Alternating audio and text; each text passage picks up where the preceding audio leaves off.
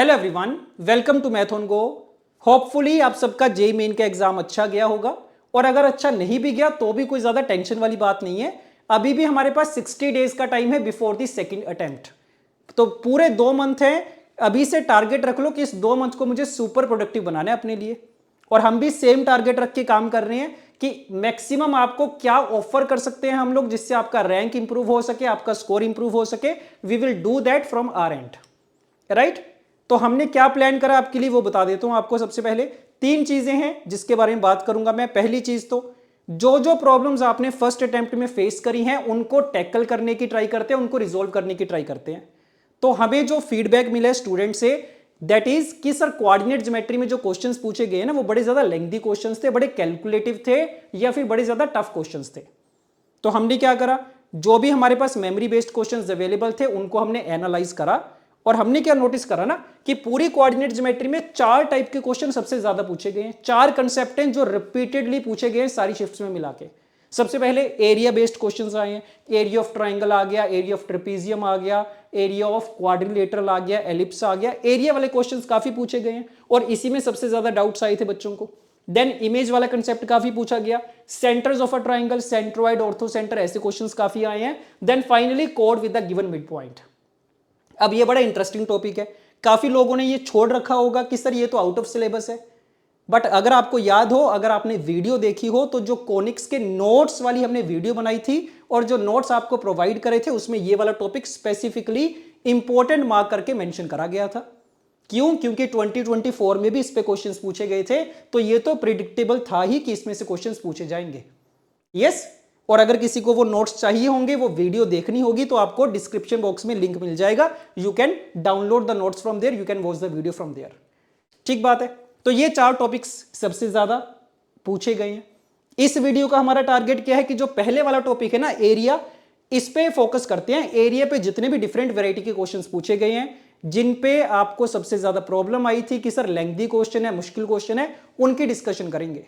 तो total 4 questions लिए मैंने, जो सबसे मुश्किल क्वेश्चन थे, एरिया वाले क्वेश्चन थे, उनकी डिस्कशन करेंगे आपके साथ। यस, ये तो होगी पहली चीज। सेकेंड थिंग इज कि PYQ सीरीज हम रीस्टार्ट करेंगे, जो हमने फर्स्ट अटेम्प्ट से पहले भी करी थी, काफी अच्छा रिस्पॉन्स आया था। तो हमने क्या करना है कि जेईई मेन 2025 में जो भी अच्छे क्वेश्चंस पूछे गए हैं, मुश्किल क्वेश्चन पूछे गए हैं, वो सारे के सारे डिस्कस करेंगे आपके साथ। बट वो तभी हो पाएगा अगर एक बार ऑफिशियल पेपर्स आउट हो जाएंगे। मेमोरी बेस्ड के ऊपर डिस्कशन करने का कोई ज्यादा सेंस नहीं है।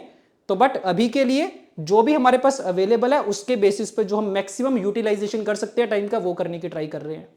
यस, तो PYQ सीरीज स्टार्ट करेंगे, यूट्यूब पे होगी, वो तो आपको पता है सबको। एंड थर्ड इज, अगर किसी को लग रहा है कि सर सिर्फ क्वेश्चन प्रैक्टिस से नहीं बात बन पा रही, मुझे रिवीजन भी करनी है, साथ में चीजें पूरा सिलेबस भी रिवाइज करना है, पूरा कोर्स करना है, तो आपके लिए क्रैश कोर्स भी स्टार्ट करा गया है, that is rank booster course for the April attempt. उसका भी आपको लिंक मिल जाएगा डिस्क्रिप्शन बॉक्स में, वो भी आप ज्वाइन कर सकते हो। मैं, अनूप सर और कुणाल सर उसमें आपके साथ होंगे, क्लासेस में, लाइव क्लासेस में और मेंटरिंग सेशन में। यस, ठीक है। तो ये 3 चीजें हैं जो हमने आपके लिए अभी के लिए प्लान करी हैं। तो इतनी बात अगर समझ में आ गई है तो let us start with the area. Area के ऊपर जो बेस्ड क्वेश्चंस पूछे गए वहां से स्टार्ट करते हैं। Yes, okay. Question number 1, statement read करो। Let E1 is the ellipse, ellipse की इक्वेशन गिवन है, and a series of ellipse are drawn such that. अब देखो यहीं से ना क्वेश्चन टफ होना स्टार्ट हो जाता है। एग्जाम में अगर हम बैठे हैं तो यहीं से डर लगना स्टार्ट हो जाता है। सीरीज ऑफ एलिप्स आ गया सर, कोई नहीं, चलो। Are drawn such that EI+1 has the same centre eccentricity as EI। Confusing statement हो गई है थोड़ी, कोई बात नहीं। एक हिंट मुझे मिलना स्टार्ट हो गया कि सर जब भी ऐसे बात करते हैं ना ये EI+1 तो कंफ्यूजन होती है। तो मैं हमेशा क्या करता हूं, I की वैल्यूज डाल के स्टार्ट कर देता हूं कि सबसे पहले I इज इक्वल टू 1 रख के देख लेंगे क्या होगा, I इज इक्वल टू 2 रख के देख लेंगे, एंड सो ऑन। तो ये वाला पैटर्न तो हमारा देखा ही हुआ है। जब भी किसी क्वेश्चन में आई के टर्म्स में बात होती है हम वैल्यूज डाल के देख लेते हैं, थोड़ी क्लैरिटी मिल जाती है कि भाई क्या बोलना चाह रहे हैं वो। यस, तो ठीक है। क्या बोल रहे हैं, EI+1 has the same centre eccentricity as EI, ठीक है, and EI+1 major axis is the minor axis of EI। अभी कुछ ज्यादा समझ में नहीं आ रहा, कोई नहीं, क्वेश्चन रीड कर लेते हैं। If SI is the area of EI, ellipse के एरिया की बात कर रहे हैं। एक चीज तो पता है सर, एलिप्स का एरिया क्या होता है ना, पाई AB होता है, ये बात तो पता है चलो हमें। पूछा क्या गया है, then sigma of S I into 5/π, ये चीज पूछी गई है। यहां से एक हिंट और मिल जाना चाहिए मुझे, क्या कि सर इनफाइनाइट सीरीज का सम पूछा गया मेरे से। क्या थॉट आता है इसको देख के पहले, क्या लग रहा है किस टाइप की सीरीज बन रही होगी? कितने टाइप की इनफाइनाइट सीरीज सोल्व करनी आती है भाई हमें? जीपी आती है सर, एजीपी भी आती होगी कुछ लोगों को वीएन मेथड टाइप की सिचुएशन भी आती होगी। यस, बट सबसे जो इमीडिएट पहला थॉट आता है वो जीपी वाला आता है कि सर काफी चांसेस होते हैं जब भी इनफाइनाइट सीरीज दे रखी होती है ना वो जीपी बन के आती है। तो पहला थॉट तो मुझे यही आएगा कि अगर जीपी बन गई तो मजा आ जाएगा, सम ऑफ जीपी का फॉर्मूला लगा देंगे, बात बन जाएगी। तो चलो वो तो बाद की बात है, पहला काम क्या करना है, इसको डीकोड करने की ट्राई करते हैं। देखो क्या सिचुएशन चल रही है, E1 वाला एलिप्स हमें गिवन है, ड्रॉ कर ले इसको, एक डायग्राम तो बनानी पड़ेगी ना। तो लेट अस से this is the ellipse E1, horizontal vertical का ध्यान दे दिए करो बस। ये E1 बन गया, सब कुछ पता है, A की वैल्यू कितनी है 3 और B की वैल्यू कितनी है 2। This is E1। अब क्या बोला था हमने कि I की वैल्यूज रखना स्टार्ट कर देंगे। यहां पे देखो क्या लिखा है, I को अगर मैं 1 रखूंगा, ये क्या बन गया E2। तो E2 वाला जो एलिप्स होगा it has the same centre होगा, इसेंट्रिसिटी भी सेम होगी एज E1। तो E2 और E1 का सेंटर भी सेम है और इसेंट्रिसिटी भी सेम है, ठीक है सर। एंड E2 की जो मेजर एक्सिस है that is the minor axis of E1। अब सोच के देखो E2 वाला एलिप्स कैसे बनेगा, E1 की जो मेजर एक्सिस, E1 की minor axis of E1 that is this is same as the major axis of E2। तो क्या लग रहा है, इसको माइनर एक्सिस को मेजर एक्सिस लेके नया एलिप्स बनाना है। तो सर अगर ये मेजर एक्सिस है ना, फिर तो एलिप्स ऐसा बनेगा नहीं, वर्टिकल एलिप्स बन गया ये तो। सो this is my E2, centre भी सेम हो गया, इसेंट्रिसिटी सेम कर देंगे, इसकी जो माइनर एक्सिस थी वो E2 की क्या बन गई, मेजर एक्सिस बन गई। दो तो डायग्राम्स बन गई, दो एलिप्स बना लिए, एक और बना लेते हैं और क्लैरिटी आ जाएगी। अब I की वैल्यू क्या पुट कर देंगे, I की वैल्यू 2 पुट कर दो। तो E3 वाला जो एलिप्स बनेगा उसका सेंटर और इसेंट्रिसिटी सेम होगी एज ऑफ E2। और यहां से देखो E3 की major axis is the minor axis of E2। तो E2 की माइनर एक्सिस देखो कौन सी है, E2 की माइनर एक्सिस तो है सर ये वाली है, E2 की माइनर एक्सिस। इसको मेजर एक्सिस लेके नया एलिप्स बनेगा दैट इज E3, ये बन गया। तो कुछ कुछ आइडिया लगना स्टार्ट हुआ। एक तो कि सर एलिप्स ना छोटे होते जाएंगे, यस अंदर के अंदर बन रहे हैं, छोटे होते जाएंगे, एरियाज कम होते जाएंगे। दूसरी चीज क्या नोटिस करी, पहला हॉरिजॉन्टल बना था, फिर वर्टिकल बन रहा है, फिर हॉरिजॉन्टल बन रहा है, फिर वर्टिकल बनेगा, इस तरीके से सीक्वेंस चलेगा, कोई डाउट ही नहीं है इसमें। तो इतना तो आइडिया लग गया। बट मेरा टारगेट क्या है, हमारा टारगेट है एरियाज फाइंड करनी है, सबके एरियाज का मतलब ए और बी की वैल्यूज फाइंड करनी है। तो करते हैं, कोई बात नहीं, स्टार्ट करते हैं। सबसे पहले E1 से स्टार्ट कर लो। A चाहिए B चाहिए, E1 के लिए तो सब कुछ पता है सर, A की वैल्यू कितनी है 3 और B की वैल्यू कितनी है 2। और मुझे ये भी पता है कि सेंट्रिसिटी तो जरूरत पड़ेगी हमें, क्योंकि सेंट्रिसिटी सेम करनी है। तो एक काम करते हैं, इसकी सेंट्रिसिटी भी फाइंड कर लेते हैं जल्दी से। क्या फॉर्मूला होता है सेंट्रिसिटी का, √1 - b² A²। ये होता है, B और A की वैल्यू पुट करो, 4/9 कितना आ गया, √5/3 आ गया। So this value is coming out to be √5/3। ठीक है, यहां तक सही है। अब E2 के बारे में सोच के देखते हैं क्या सिचुएशन बनेगी। आइडिया तो क्या लग रहा है कि सर E1 देख लेते हैं, E2 देख लेते हैं, E3 देख लेते हैं, 3 से काम चल जाना चाहिए, कोई ना कोई पैटर्न बन जाएगा, उसके बाद सोल्व कर देंगे। ज्यादा के लिए सोल्व करने की जरूरत नहीं है मुझे, 3 से काम चल जाता है जनरली। तो यस, E2 के लिए चेक करो क्या सिचुएशन है, ध्यान से देखना, अब यहां से डायग्राम से पता चलेगा। सबसे पहले तो वर्टिकल वाला एलिप्स है सर, B की वैल्यू बड़ी होगी A से, सो E2 के लिए B will be greater than A, no doubt. कितनी वैल्यू है B की बता सकते हो? हाँ जी सर, ये जो मेजर एक्सिस है ये 0,2 वाला पॉइंट है, तो इसके लिए B की वैल्यू कितनी होगी, 2 हो गई है, यस और नो। तो 0,2 इसका एक एंड पॉइंट है मेजर एक्सिस का, so that means B is equal to 2 because B is greater than A। तो इसके लिए B की वैल्यू 2 आ गई है। A देख के पता चल रहा है E2 वाले का A क्या होगा, ये माइनर एक्सिस की लेंथ, सेमी माइनर एक्सिस की लेंथ।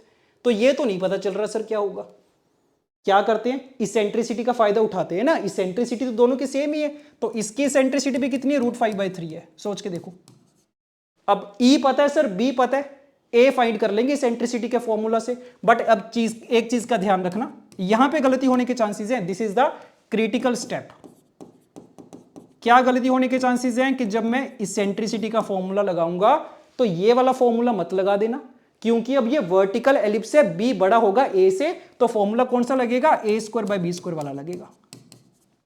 सॉल्व कर दो ए की वैल्यू, दोनों साइड पे स्क्वायरिंग कर देते हैं। ई स्क्वायर कितना आएगा, 5/9 आ जाएगा। This is 1 minus A square नहीं पता, बी स्क्वायर कितना है 4 के बराबर है। चेक करो क्या है, ए स्क्वायर बाय 4 इज 4/9, तो ए की वैल्यू आ गई है 4/3 आ गई है। चेक कर लो एक बार। ठीक है सर, ए आ गया, बी आ गया, ई आ गया। Now let us come to E3। E3 के लिए भी चेक कर लो एक बार जल्दी से, फिर से देखो E3 कैसा है, हॉरिजॉन्टल है सर, ए की वैल्यू बड़ी होगी। और ध्यान दो E2 का मेरे पास ए आ चुका है 4/3, इसका मतलब ये वाला जो पॉइंट है ना, ये 4/3, 0 होगा नहीं, तो इसका मतलब E3 की मेजर एक्सिस का एंड पॉइंट मिल गया सर मुझे। और ये क्या होगी, ये तो ए की वैल्यू हो जाएगी, तो E3 के लिए ए इज 4/3। अब काफी लोग बोल रहे होंगे कि सर इतना मुश्किल क्वेश्चन एग्जाम में कैसे करेंगे, अभी वेट करो। पहली बात तो मुश्किल तो है ही नहीं है, एक बार अगर तुमने डायग्राम बना ली तो थोड़ा पेशेंस से करने वाला क्वेश्चन है, मुश्किल कुछ नहीं है इसमें। कोई ऐसी चीज नहीं यूज कर रहे जो आपको नहीं पता ऑलरेडी, बस जहां पे गलती होने के चांसेस है वो बता रहा हूं मैं आपको। यस, ए की वैल्यू 4/3 है, फिर से इसेंट्रिसिटी तो सेम ही है सर, इसेंट्रिसिटी का फॉर्मूला लगा दूंगा। अब कौन सा फॉर्मूला लगेगा इसेंट्रिसिटी का, √5/3 is equal to √1 minus B square by A square लगेगा, क्योंकि हॉरिजॉन्टल है, तो B square by A square. A square कितना हो गया 4/3 का स्क्वायर, ए स्क्वायर ही लिख देता हूं चलो अभी के लिए मैं, दोनों साइड पे स्क्वायरिंग करो, क्या आएगा, B square by A square is equal to 4/9। तो बी स्क्वायर की वैल्यू देखो क्या आ गई, A square that is 16/9 into 4/9, so B की value is coming out to be 8/9। तो 3 के लिए हमने सोचा था सोल्व करेंगे, E4 शायद ना करना पड़े, तो एक काम करते हैं, अब यहां से कुछ आइडिया लग रहा है क्या, देखो काइंड ऑफ टेबल बना के देखते हैं। ये ए की वैल्यू है, ये बी की वैल्यू। E1 के लिए क्या क्या वैल्यूज आई थी, 3 आया था सर, 2 आया था। E2 वाले एलिप्स के लिए चेक करो, B was 2 and A was 4/3। E3 के लिए चेक करो क्या सिचुएशन है, A 4/3 है सर, और B कितना आ गया, B आ गया 8/9। कुछ पैटर्न दिखना स्टार्ट हुआ। एक चीज तो नोटिस कर ली होगी तुमने कि सर ये 2 सेम था, यहां पे 4/3 सेम है। नेक्स्ट भी क्या होगा, E4 में ये 8/9 सेम होगा। और ये क्या आएगा, ये भी मैं जल्दी से बता सकता हूं, इसेंट्रिसिटी वाला फॉर्मूला लगाएंगे सर हम, तो जब इसेंट्रिसिटी वाला फॉर्मूला लगाएंगे ना तो 5/9 आएगा स्क्वायरिंग करके, 1 माइनस क्या बनेगा, ए स्क्वायर बाय बी स्क्वायर बनेगा, ए स्क्वायर बाय बी स्क्वायर, तो ए स्क्वायर बाय बी स्क्वायर फिर से 4/9 हो जाएगा, तो a की वैल्यू क्या हो जाएगी, b टाइम्स 2/3, सो 8/9 टाइम्स 2/3।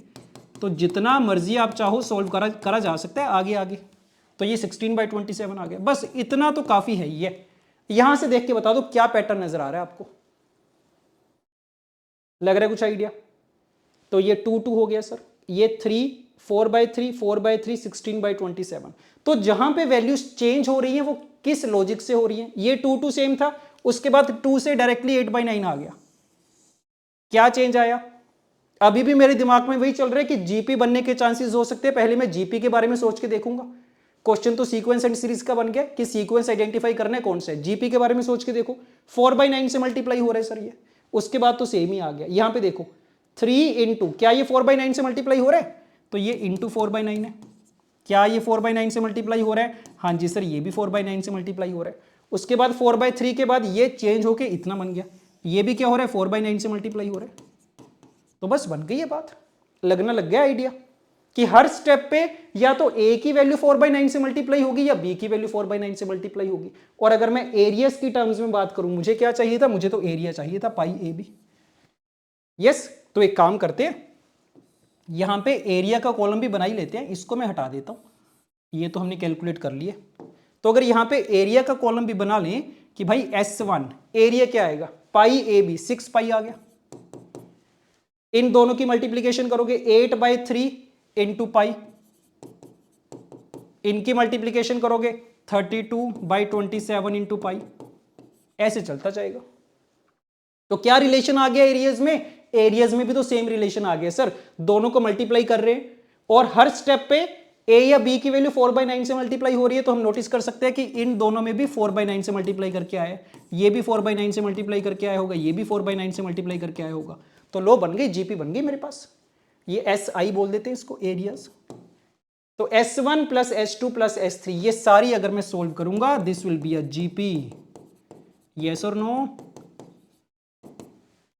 जीपी की फर्स्ट टर्म कितनी? 6 pi upon 1 minus R. Common ratio कितनी है? 4/9 है। a अपॉन 1 माइनस आर करेंगे, कितना आ गया ये? 6 पाई अपॉन 5/9, ये चीज आ गई है। यस। और क्या पूछा गया था? साथ में 5/पाई भी लगाना है, मल्टीप्लाई करना है, लगा दो इसको। सो 5/पाई इंटू कितना? 54π/5, राइट।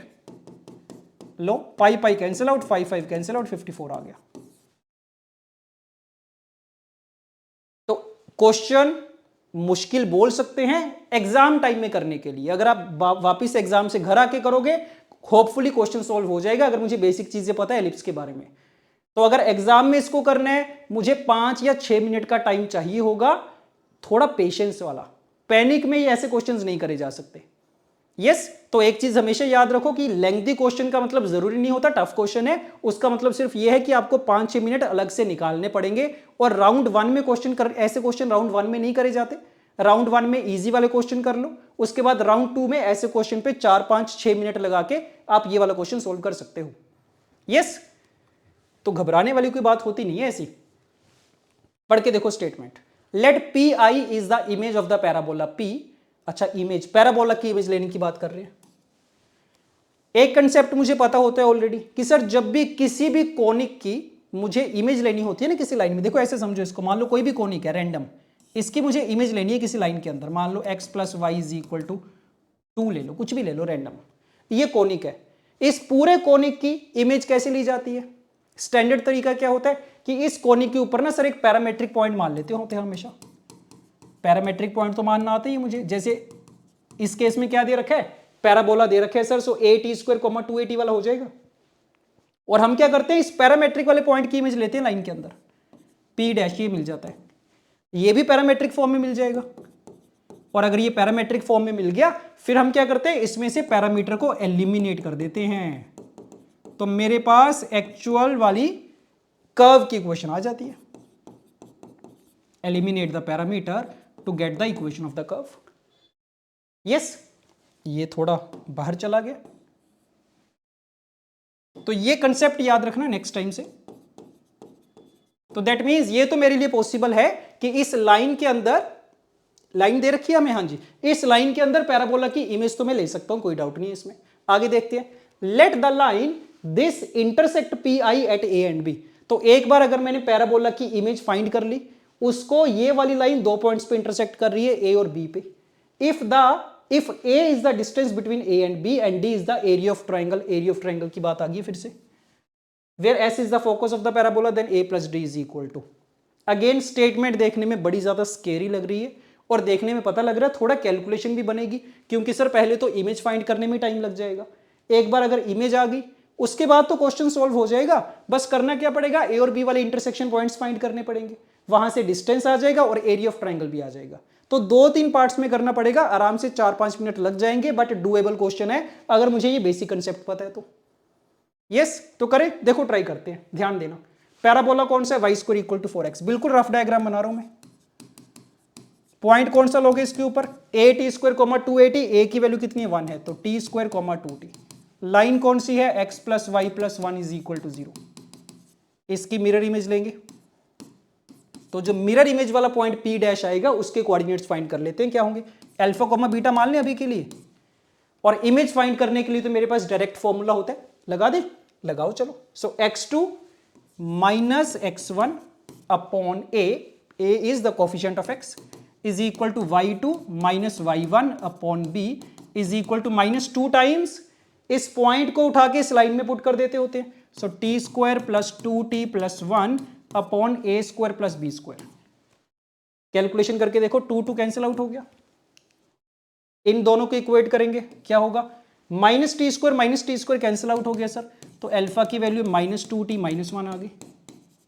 इन दोनों को इक्वेट करके देखो क्या आएगा, -2t कैंसिल आउट हो गया, बीटा की वैल्यू ये आ गई। तो मैंने क्या बोला था आपको कि जो इमेज वाला पॉइंट आएगा ना वो कैसा आएगा, वो भी पैरामेट्रिक फॉर्मेट में आएगा। कौन सा आगे देखो, -2t - 1 एंड -t² - 1। अब इसमें से पैरामीटर को एलिमिनेट करना पॉसिबल है क्या? हो जाएगा सर बड़े आराम से, यहीं से कर दो चाहो तो, अल्फा और बीटा से। क्या आ रहा है यहां से, alpha + 1 = -2t and beta + 1 = -t²। तो यहां से t की वैल्यू फाइंड करके यहां पे पुट कर देते हैं, तो देखो क्या आएगा। So we are getting alpha, t की वैल्यू कितनी आ रही है यहां पे पुट करो। So beta + 1 = negative times t का स्क्वायर, दैट इज अल्फा + 1 / -2 तो थोड़ा लेंथी तो बन रहा है, अल्फा स्क्वायर + 2α + 1/4 नेगेटिव में। कोई बात नहीं, ये तो परफेक्ट स्क्वायर ही है सर, ऐसे ही रख लेते हैं ना इसको, ओपन भी क्यों ही करना। सो 4 टाइम्स बीटा - 1। नोटिस करा तुमने, t को एलिमिनेट कर दिया हमने, पैरामीटर हमारा एलिमिनेट हो गया। अल्फा और बीटा को चाहो तो x और y से रिप्लेस कर दो, तो मेरे पास ये नए पैराबोला की इक्वेशन आ गई है, PI जिसको बोल रहे थे ये लोग। अब तो काम आसान हो जाएगा, ये तो स्टैंडर्ड पैराबोला ही है सर हमारा, बस वर्टेक्स को शिफ्ट करा गया। इसकी भी अगर तुम चाहो तो एक रफ डायग्राम बना लेते हैं। वर्टेक्स कहां पे होगा, 1 अल्फा + 1 और ये बीटा +1 था या -1 था, चेक करो, बीटा +1, हाँ बीटा +1 था ये, सो सॉरी, सो -4 टाइम्स बीटा + 1। सो वर्टेक्स कहां पे आ गया हमारा, -1, -1 पे वर्टेक्स है। So parabola would be something like this. This point is -1, -1. Yes, यहां तक की सिचुएशन क्लियर है, ये PI वाला पैराबोला आ गया। अब क्या करना था, अब इसके बाद का काम आसान है। बोला गया था भाई y = -5 वाली जो लाइन है वो इस पैराबोला को 2 पॉइंट्स पे इंटरसेक्ट करेगी, करवा दो। तो नीचे से जाएगी ना ये, तो ये y = -5 है, 2 पॉइंट्स पे इंटरसेक्ट कर रही है, A और B। पूछा क्या गया था, A is the distance between A and B, A और B के बीच का डिस्टेंस फाइंड कर लेंगे, आ जाएगा सर। इस लाइन को इस पैराबोला के साथ सोल्व कर लेते हैं, दोनों इंटरसेक्शन पॉइंट्स आ जाएंगे, डिस्टेंस भी आ जाएगा। और क्या पूछा गया, D is the area of triangle SAB where S is the focus. Focus तो फाइंड कर ही लेंगे इसका, कर दो जल्दी से, क्या आएगा फोकस, यहां पे कहीं पे होगा।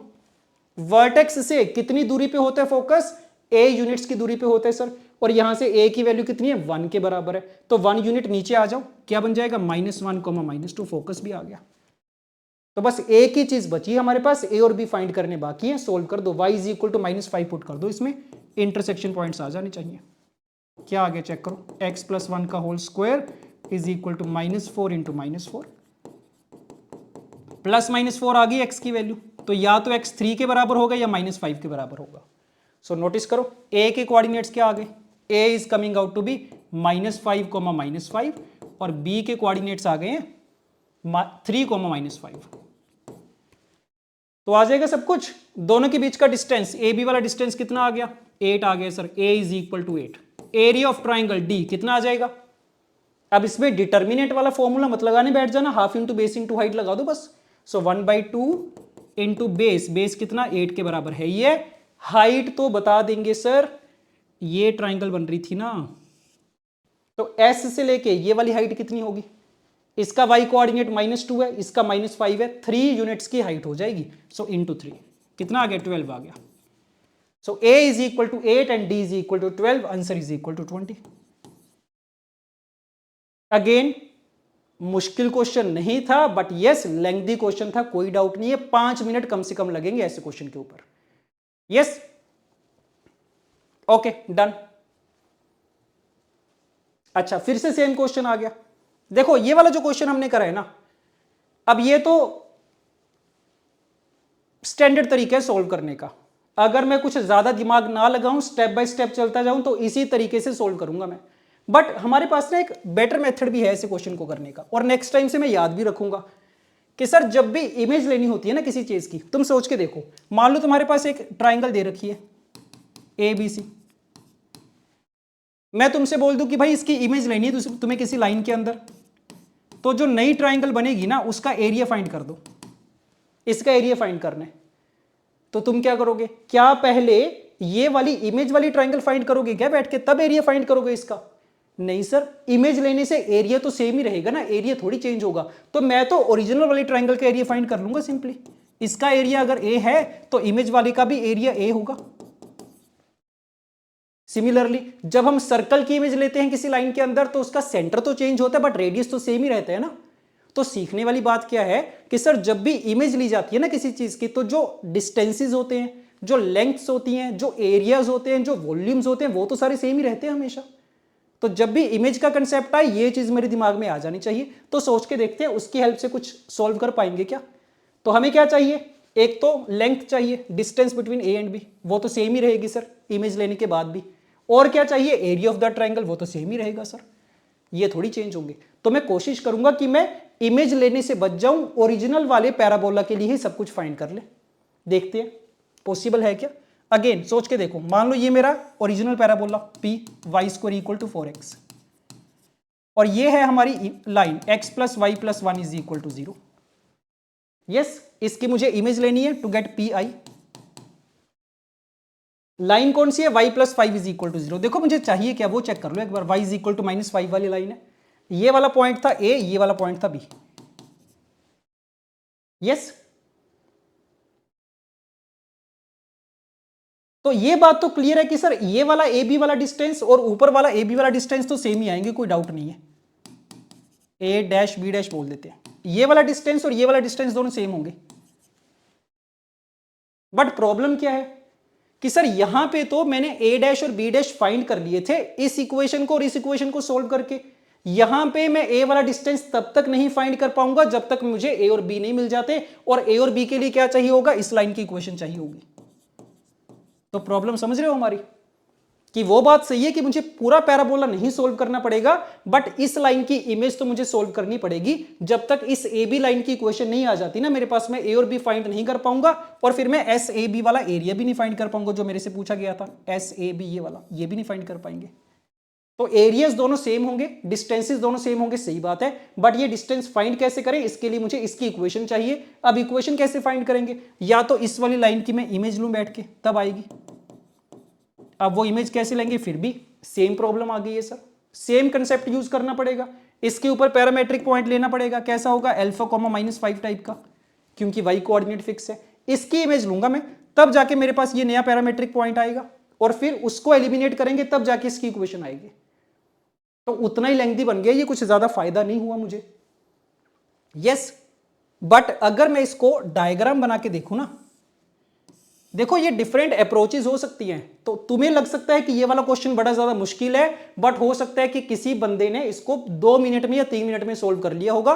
तो वो कैसे किया होगा वो बस मैं तुम्हें बताने की ट्राई कर रहा हूं कि किस डायरेक्शन में सोचा जा सकता है। यस, देखो क्या सिचुएशन है, किसकी इमेज लेनी है मुझे, y इज इक्वल टू -5 की, किस लाइन में, इस लाइन के अंदर। तो इसको प्लॉट करके देखते हैं, x plus Y plus 1 equal to 0 कैसा बनेगा। x इंटरसेप्ट भी -1 है सर, y इंटरसेप्ट भी -1 है। y इज इक्वल टू -5 वाली लाइन कुछ ऐसी रही होगी, मुझे देख के बता दो थोड़ा दिमाग लगा के, कि y इज इक्वल टू -5 की इसमें अगर मुझे इमेज लेनी है तो कोई शॉर्टकट हो सकता है क्या। क्या नोटिस कर पा रहे हैं, ये तो सर हॉरिजॉन्टल लाइन है, इसका स्लोप कितना आएगा, -1 आएगा। -1 का मतलब ये वाला एंगल 135 डिग्री है, तो ये कितना बच गया, 45 डिग्री बच गया। तो मुझे तो पता ही है कि भाई इसकी अगर मैं इमेज लूंगा तो जो इमेज वाली लाइन आएगी ना वो कैसी आएगी, वो भी तो 45 डिग्री एंगल पे होगी। तो this angle should be 45 degree again. तो मतलब ये तो वर्टिकल लाइन बन गई हमारी। तो इसकी इमेज लेके जो लाइन आएगी वो वर्टिकल लाइन आएगी। उसकी इक्वेशन कैसी होगी, x is equal to constant type की, और वो कॉन्स्टेंट वैल्यू कौन सी होगी, जो इस पॉइंट के कोऑर्डिनेट्स होंगे।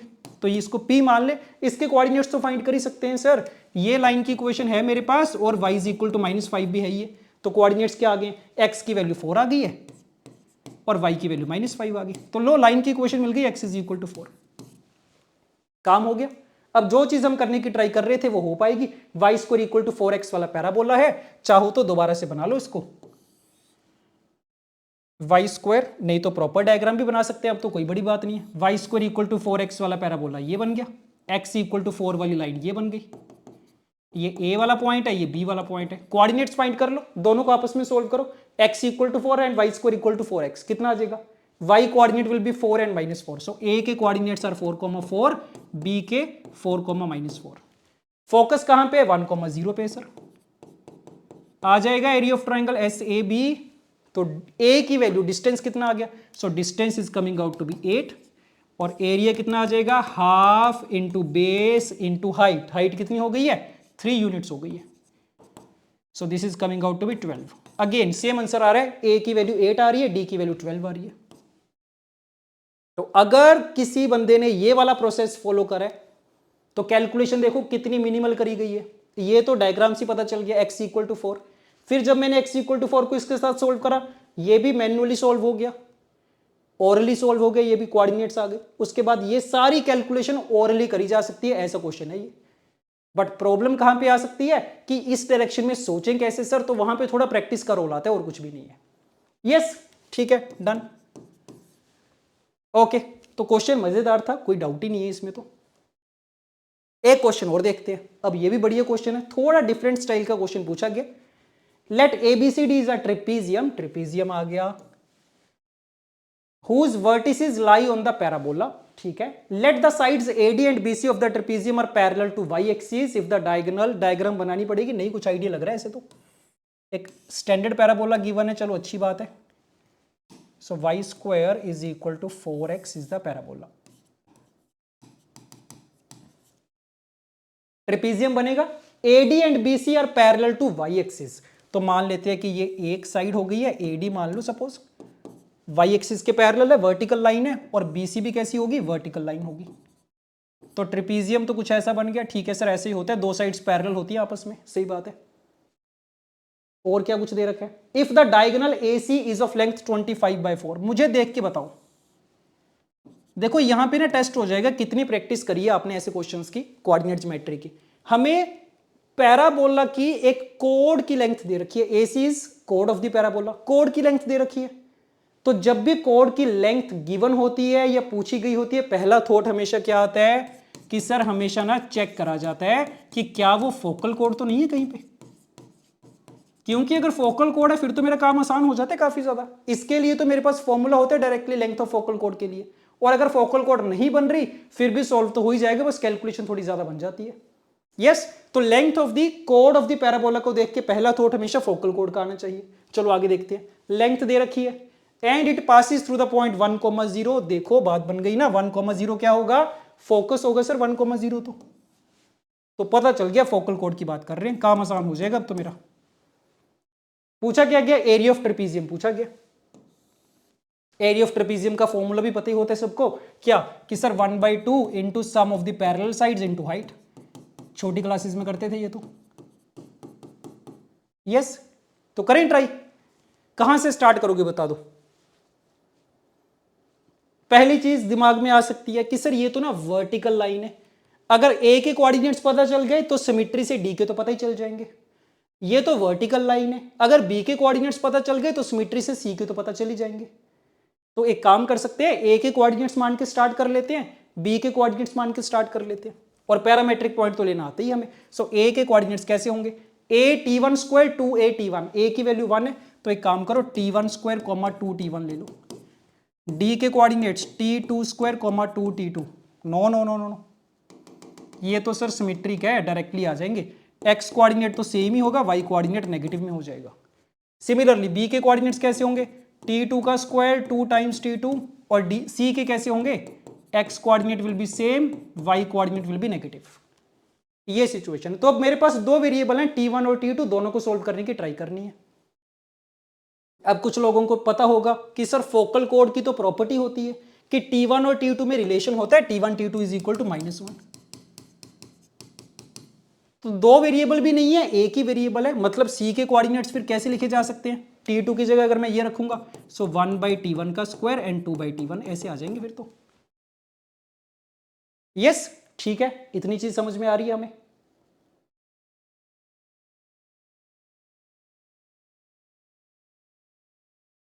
कुछ गड़बड़ हुई है, क्या गड़बड़ हुई है, हाँ देखो एक चीज का ध्यान दो, गड़बड़ कहां पे हुई है। अब यहां पे ऐसी छोटी छोटी गलतियां ध्यान रखनी पड़ेंगी एग्जाम में। क्या प्रॉब्लम आ रही है ना कि सर यहां पे t1 तो हमने पॉजिटिव मान के चला है, तो अगर t1 पॉजिटिव है तो t2 कैसा होगा, नेगेटिव होगा ना। यस तो t2 की वैल्यू नेगेटिव आनी चाहिए। तो इसका मतलब हम ये करते हैं कि सर अगर a के कोऑर्डिनेट्स ये वाले हैं तो c के कोऑर्डिनेट्स कैसे होंगे, 1/t1² -2/t1 होंगे। देख रहे हो? तो इसका मतलब ये कि c के कोऑर्डिनेट्स में डायरेक्टली लिख सकता हूं 1/t1 स्क्वायर एंड -2/t1। पहले क्या प्रॉब्लम आ रही थी? पहले सर हमने इसको 2/t1 लिख दिया था ना, तो t1 तो पॉजिटिव था, पॉजिटिव पॉजिटिव तो इसके कोऑर्डिनेट्स हो ही नहीं सकते, डायग्राम ही गलत हो जाएगी मेरी। तो इसका मतलब ये कि c के कोऑर्डिनेट्स अगर ये हैं तो इसकी हेल्प से मैं b के कोऑर्डिनेट्स लिखूंगा, तो b के coordinates will come out to be x coordinate will be same and y coordinate will be negative. अब सेंस बन रहा है इस बात का, पहले तो गड़बड़ हो गई थी। यस ठीक है, तो b आ गया, c आ गया, a आ गया, d आ गया। अब एक ही अननोन है t1, उसको तो मैं सोल्व कर ही दूंगा। कैसे? Length of focal code given है सर मुझे। लेंथ ऑफ फोकल कोड के दो फॉर्मूलाज होते हैं अगर आपको पता हो। पहला formula a into t1 plus 1/t1 का स्क्वायर, दूसरा formula 4a cosecant square theta. खूब क्वेश्चंस पूछे जाते हैं length of the focal code के ऊपर। दोनों में से कौन सा फॉर्मूला लगाना है आपकी चॉइस है, कौन सा इजी रहेगा? ये वाला लगा देते हैं सर, t1 ही तो फाइंड करना है हमें। तो let us apply this formula that a into t1 plus 1/t1 का स्क्वायर इज इक्वल टू कितना? 25/4 आ जाएगी वैल्यू। a तो 1 गिवन है, दोनों साइड पे स्क्वायर रूट ले लेते हैं। t1 प्लस 1/t1 कितना आ गया? ये आ गया सर। नेगेटिव वैल्यू हो सकती है क्या? नहीं, क्योंकि हमारी डायग्राम के हिसाब से हमें पता है कि जो t1 है ना वो तो पॉजिटिव नंबर है। तो अगर t1 पॉजिटिव है मतलब इसका रिजल्ट नेगेटिव नहीं हो सकता। ये आ गया, पॉजिटिव वाली वैल्यू रख लेंगे। इसको सोल्व करना पड़ेगा, क्वाड्रेटिक बनेगी। चाहो तो क्वाड्रेटिक बना के सोल्व कर लो, बट मुझे तो डायरेक्टली दिख रहा है कि t1 इक्वल टू 2 सेटिस्फाई कर रहा है। नहीं, 2 प्लस 1/2 5/2 होता है, और अगर 2 सेटिस्फाई कर रहा है तो उसका रेसिप्रोकल भी तो सेटिस्फाई करेगा। तो t1 की दो पॉसिबल वैल्यूज आ गई, 2 और 1/2। फिर से कंफ्यूज हो जाएंगे। Again this is the critical step. यहां पे कंफ्यूज हो सकते हैं कि सर कौन सी वैल्यू ले। अगर कंफ्यूजन है दोनों केसेस लेके देख लेते हैं। देखो t1 इक्वल टू 2 वाला केस अगर लेंगे तो क्या आएगा? a के कोऑर्डिनेट्स क्या आ जाएंगे? 4,4 आ जाएंगे, और c के कोऑर्डिनेट्स क्या आ जाएंगे? ये भी t1 पे डिपेंड कर रहा था, 1/4 एंड -1। पॉसिबल है क्या ऐसा? नहीं सर, हमारी डायग्राम के अकॉर्डिंग तो पॉसिबल नहीं है। ए वाला पॉइंट तो लेफ्ट साइड पे, सी राइट साइड पे, तो ए का एक्स कोऑर्डिनेट तो बड़ा हो ही नहीं सकता। तो डायग्राम से मैंने जजमेंट लगा ली कि भाई ये तो सही नहीं है। दूसरा केस लेके चलूंगा मैं, तो t1 इज इक्वल टू 1/2 लेके चलते हैं। इसमें देखो ए के कोऑर्डिनेट्स क्या आ रहे हैं? 1/4,1, और सी के कोऑर्डिनेट्स क्या आ जाएंगे? 1/t1 का स्क्वायर 4,-4, ये आ गए। अब बात बन गई है सर, ए आ गया, सी आ गया, बी और डी तो सिमेट्री से आ जाएगा। बी पॉइंट कौन सा आ गया चेक करो। बी क्या था? सी के जस्ट ऊपर था, सो 4,4 आ गया। डी क्या था? ए के जस्ट नीचे था, 1/4,-1 आ गया। हो गया सॉल्व। अब तो चारों वर्टिसेस पता चल गए, कुछ बचा ही नहीं है। एरिया का फॉर्मूला लगा दो, 1/2 into sum of the parallel sides. A D की लेंथ कितनी आएगी? यहां से देखते हैं, 2 के बराबर आ रही है, 1 + 1 = 2। प्लस में BC की लेंथ कितनी आएगी? 8 के बराबर आ रही है, इनटू हाइट देखो कितनी आ रही है। तो इस लाइन की इक्वेशन क्या है? AD की equation is x is equal to 1/4 और BC की equation is x equal to 4। दोनों के बीच में कितना डिफरेंस है? 4 - 1/4 कितना बनेगा? 15/4 बनेगा क्या? 15/4 बन गया, ये आंसर आ गया। तो 5 × 15 75/4 would be the answer. Yes, again ध्यान से देख लो, देख के बताओ मुझे कौन सा ऐसा स्टेप था जो मुझे नहीं पता था, जो मैंने नहीं सीखा हुआ था। तो काफी चांसेस है कि सारी चीजें आपने सीखी होंगी, बस उनको अप्लाई नहीं कर पा रहे, हम देख के कंफ्यूज हो रहे हैं स्टेटमेंट को देख के। यस ठीक है। अच्छा, इसमें अगर ये फोकल कोड ना बन रही होती, 1,0 की जगह 2,0 दे देते, फिर क्या करते? फिर सोल्व हो जाता क्या क्वेश्चन? फिर भी सोल्व हो जाना था, कोई दिक्कत नहीं है। फिर मुझे क्या करना पड़ता? दो वेरिएबल लेके चलना पड़ता, t1 और t2। वही तो एक से काम चल गया हमारा। तो फिर क्या करते? t1 t2 वाला वेरिएबल लेते, a c और इस वाले पॉइंट को कोलिनियर करते। t1 t2 में एक रिलेशन आता सर मेरे पास, और दूसरा लेंथ का फॉर्मूला लगाना पड़ता, डिस्टेंस फॉर्मूला 25/4, वहां से दूसरा रिलेशन आता। तो उस केस में बोल सकते थे कि मेरा क्वेश्चन लेंथी बन गया। यस, कि मुझे कोलिनियर वाली कंडीशन भी लगानी पड़ रही है, डिस्टेंस फॉर्मूला भी लगाना पड़ रहा है, बड़ी ज्यादा कैलकुलेशन बन जाएगी।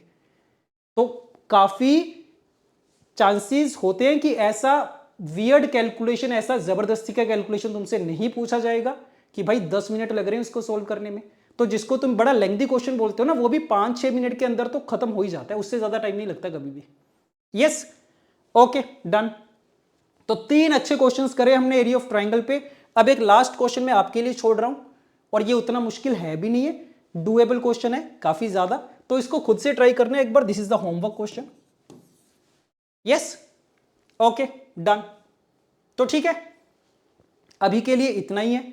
बस टारगेट क्या था, आपको दिखाना था कि भाई जिसको आपको लग रहा है ना कि सर ये पेपर बड़ा ज्यादा टफ आ गया है, बड़ा लेंथी आ गया है, तो पहली बात तो लेंथी का मतलब टफ नहीं होता है। लेंथी क्वेश्चन हो सकता है 5 मिनट में हो जाए, 6 मिनट लग जाए उसको, बट सारे स्टेप्स अगर मुझे करने आ रहे हैं ना, कैलकुलेशन करनी आ रही है, तो मतलब वो टफ क्वेश्चन तो नहीं है। ठीक बात है। और दूसरी चीज ये कि भाई हर पेपर में 4 या 5 क्वेश्चन आपको ऐसे देखने को मिल सकते हैं, बट उससे ज्यादा नहीं होंगे। 25 में से 5 क्वेश्चन से ज्यादा ऐसे आपको देखने को नहीं मिलेंगे। तो अगर ये 4-5 क्वेश्चन आ जाते हैं तो ये मत माइंडसेट बना लिया करो कि पेपर बड़ा ज्यादा मुश्किल आ गया सर, बड़ा ज्यादा लेंथी आ गया। जो इजीली डुएबल क्वेश्चन है, कम कैलकुलेशन वाले क्वेश्चन है, पहले वो सोल्व कर लिया करो राउंड 1 में। राइट, ठीक है। तो अभी थोड़ा सा कॉन्फिडेंट फील करना स्टार्ट कर दो कि सर 4-5 अगर ऐसे क्वेश्चन आएंगे उनको लास्ट में निपट लेंगे, बट बाकी सारी चीजें तो मैं कर ही लूंगा उससे पहले। ठीक है, तो यही माइंडसेट रख के चलना है अगले 2 महीने के लिए कि भाई जो जो चीजों में मुझे प्रॉब्लम आई थी वो सारी चीजें मुझे रिजोल्व करनी है। तो जहां पे भी आप स्टैंड कर रहे हो, जो भी चीज की आपको रिक्वायरमेंट लग रही है, PYQ सीरीज से काम चल जाएगा, वो आपको मिल जाएगी। अगर आपको लग रहा है कोर्स ज्वाइन करना पड़ेगा, वो आप कर सकते हो, तो उसके अकॉर्डिंग एक्शन ले सकते हैं, बट 2 मंथ आपको पूरे अच्छे तरीके से यूटिलाइज करने हैं। Okay fine. तो लास्ट में टैगलाइन आपको पता ही है, पेपर फोड़ना है हमें। Yes, okay, thank you.